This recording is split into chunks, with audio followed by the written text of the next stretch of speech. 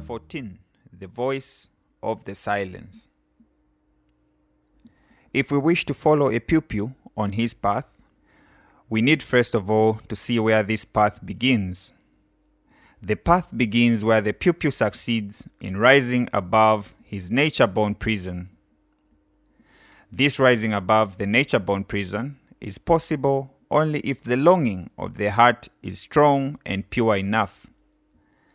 If the head sanctuary has been purified of the ordinary dialectical motives and aims, and if the growing thinking faculty has been freed from the lower intellect, which should then be guided by reason. This transmutation within the personality will enable the pupil to experience soul growth and to become a truly living soul. If the soul lives, the path can begin. Then the pupil is pulled from the pit of death by one of the 7 cords. Having found the path and entered it, the pupil hears for the first time the voice of the silence, the voice of his master.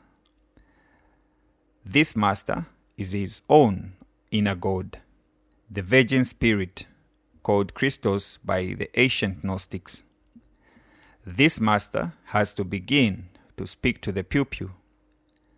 Without that voice, no other helper or teacher will be able to do anything for him whatsoever.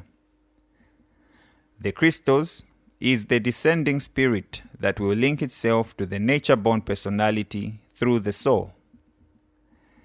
This eternally perfect one tends mainly to the soul, for everything depends on the way the soul behaves. You should clearly realize the very special task and position of the soul, for the soul is being attracted by 2 worlds, 2 life fields. The soul has to act as a mediator. On the one hand, there is the reality of the lower world, which the voice of the silence so rightly calls the hole of sorrow, and where every possible attempt is made to ensnare the pupil in the delusion of the great heresy. On the other side of the soul is the life order of the spirit. The soul, therefore, has to express itself in 2 worlds.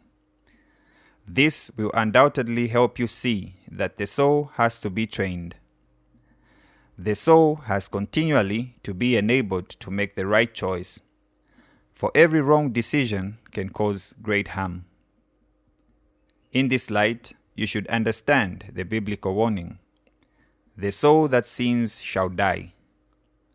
Hence, when the pupil hears the voice of the silence, this voice will always act as a guide to the soul. And only when the soul follows and obeys this voice will the pupil be able to pass through that extremely dangerous first stage of the path.